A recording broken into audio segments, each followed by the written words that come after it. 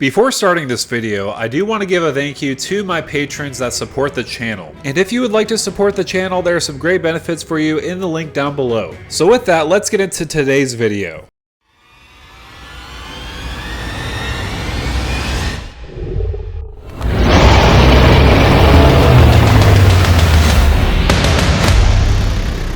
What's going on YouTube? This is Devin coming back at you with another video today on PubStomp MTG. So with this video, I am going to go over the Enduring Enchantments for the new Commander Masters Precon set. Enchantress is a pretty popular strategy and one that many people do like. So in this video, I am going to discuss the game plan, also new cards in the box, reprinted cards, and cards to consider adding in the deck. This does include two different commanders. Anikethea, Hand of Erebos, is the front-facing commander. So for 5 mana, it does have Menace and other enchantment creatures you control have Menace. Whenever she enters the battlefield or attacks, exile up to one target non-aura enchantment card from your graveyard, create a token that's a copy of that card, except it's a 3/3 black zombie creature in addition to its other types. So I will say this is a pretty interesting commander, especially in Abzan colors, a little bit of an Enchantress theme as well as a token theme because you're going to be making tokens of that copy. Also, we do have a secondary commander in the product with Narcy Fable Singer. So this is another saga commander like Tom Bombadil. It does have lifelink. Whenever you sacrifice an enchantment, you draw a card. Whenever a final chapter ability of a saga you control resolves, each opponent loses X life and you gain X life, where X is that saga's mana value. So I will say there's a lot going for this commander, specifically whenever you sacrifice an enchantment, or should I say a saga, because sagas will be sacrificed when the last lore chapter resolves. So this commander does give you some card draw, and on top of that could be a game-winning ability of making each opponent lose X life and you gain X life depending on that saga's mana value. However, since I am a Reanimator player and I have a little bias towards that, I am going to be building around Anikethea, Hand of Erebos, mainly because it has that Reanimator strategy for your enchantments, which is pretty unique when considering enchantments reanimating becoming creatures. So with that said, I did want to discuss some of the new cards that came out of the Precon. There are some fun ones, especially for Enchantress decks. So the first one I do want to talk about is Battle at the Hell Vault. This is a pretty fun and interesting saga, especially with the 2 first lore chapters and the last lore chapter. It has 2 of the same abilities for the first 2 lore chapters. For each player, exile up to 1 target non-saga, non-land permanent that player controls until the Battle of Hell Vault leaves the battlefield. And for that 3rd lore chapter, create Avacyn, a legendary 8/8 white angel creature token with flying vigilance and indestructible. So the first 2 lore chapters are pretty interesting. Removal just for a couple turns until the saga leaves the battlefield, but making an 8/8 Avacyn is absolutely flavorful, especially in the art when she's defeating Grizzlebrand. I did also want to discuss Boon of the Spirit Realm. So for 5 mana, it does have Constellation. Whenever Boon of the Spirit Realm or another enchantment enters the battlefield under your control, you put a blessing counter on Boon of the Spirit Realm. And it does have creatures you control get +1/+1 for each blessing counter on Boon of the Spirit Realm. So right there, it enters the battlefield for 5 mana. It becomes a 1/1 anthem. Not too great, but the more enchantments you do play, the bigger your creatures will get. So I do feel like this is a great fit, especially for your creatures. I did also want to bring up Ondu, Spirit Dancer. This could be potentially very powerful, especially with that ability. Whenever an enchantment enters the battlefield under your control, you may create a token that's a copy of it. You could only do it once each turn, but that's not a big downside, especially if you're playing big splashy enchantments. So for example, if you had Boon of the Spirit Realm, like I talked about previously, if you made a second copy of it, you'll just be making a mega anthem for all your creatures. I did also want to bring your attention to Cacophony Unleashed. So for 7 mana, this enchantment, when it enters the battlefield, if you cast it, destroy all non-enchantment creatures. Also, it does have another ability whenever it or another enchantment enters the battlefield under your control. Until end of turn, Cacophony Unleashed becomes a legendary 6/6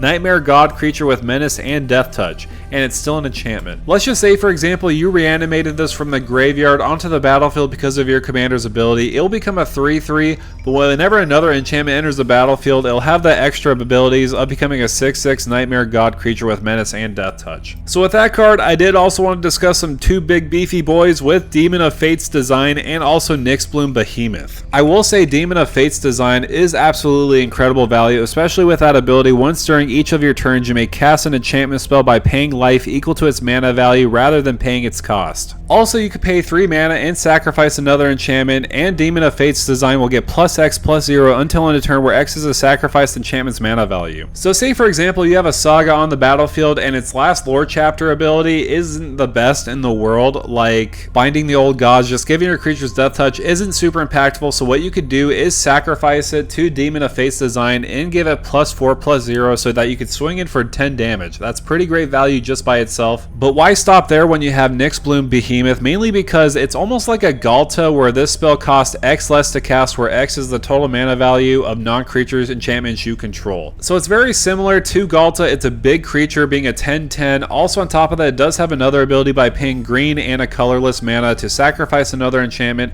It gains indestructible until end of turn, so it does give itself some protection if somebody's trying to remove it. And also it's a 10/10. It's going to be swinging away for a lot of damage. So those are some of the new cards that are in the deck. There's also some great reprint selection in the deck as well. The first ones I do want to talk about are some great card draw effects for your enchantments. Whenever you're playing enchantments, you're just going to be drawing so much more cards with having Sithis Harvest Hand, Setessan Champion, Enchantress's Presence, and Eidolon of Blossom. So when you are playing enchantments left and right, these are going to be great abilities so that you can get some extra card draw, especially if you have 4 of them on the battlefield. You're going to get 4 card draw off of just playing 1 enchantment. That's absolute gas. Also, if you do want to get ahead in mana, we do have Dryad of the Elysian Grove and Sanctum Weaver on the battlefield ready to get some extra mana value for you. You can play extra lands with Dryad of the Elysian Grove, and your lands will be every basic land type in addition to their other types, so you can tap mana for any color you need. And with more of the enchantments you do have on the battlefield, Sanctum Weaver will tap for more mana, so both of these are very welcome reprints for sure. I did also want to bring your attention to Starfield of Nyx. This is going to be absolutely insane in the deck, mainly because at the beginning of your upkeep, you may return a target enchantment card from your graveyard to the battlefield. Any type of enchantment, whether it's a saga that just left your battlefield the previous turn, or even an enchantment creature somebody removed. There's so many versatility just off of this first ability, and on top of that, as long as you control 5 or more enchantments, each non-aura enchantment you control is a creature in addition to its other types, and has base power and base toughness equal to its mana value. So with this card for 5 mana, it is an enchantment, and on top of that, you can return enchantments at the beginning of each upkeep that you have, and on top of that, you can make them into creatures. This is going to be providing so much value for you. We do have a couple gods in the deck like Erebos Bleakhearted, which will give you some card draw, and on top of that, Heliod God of the Sun, which will get you some enchantment creatures on the battlefield. I will say there's other great reprints in the deck, but I did want to talk specifically about these ones because these will make the most impact in your deck. So with that said, I did also want to talk about some cards you may want to consider adding into the deck so that you can boost the power level a little bit more from the Precon. So our commander wants enchantments in the graveyard so that we can reanimate them later. Might as well get some tutors like Entomb and Unmarked Grave for redundancy. You can search your library for a card, or in other cases with Unmarked Grave, you search your library for a non-legendary card. You put that card into your graveyard. So that way, if there's a specific enchantment you want in the graveyard that you could reanimate with your commander later on, you can totally do that with these cards. If you want to take it a step further, we do have Gravebreaker Lamia.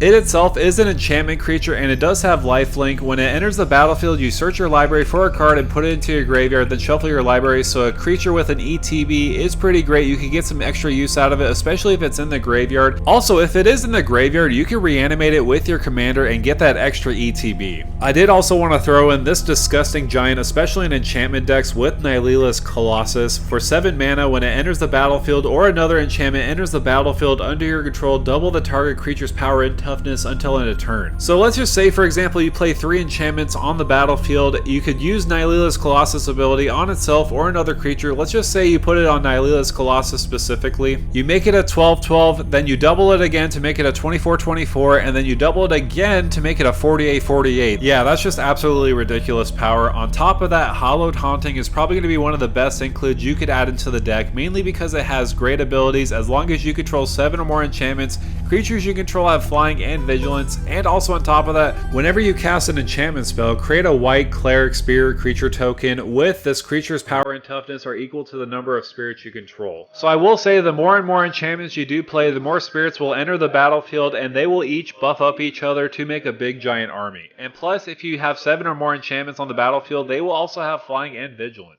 So yeah, I do personally believe this will be one of the best includes you could have in the deck. However, that's going to do it for me, guys. Thank you guys so much for coming by and watching this video on this new Precon commander deck. I will say I'm not totally an enchantment guy, but I do feel like this is a pretty powerful commander, especially reanimating enchantments, making them into 3/3 black zombie creature tokens. So let me know down below in the comments, what do you think of this deck? Are you planning on buying this deck? Let me know down below again in the comments. Make sure to like, share, and subscribe to the channel. And with that out of the way, thank you for stopping by.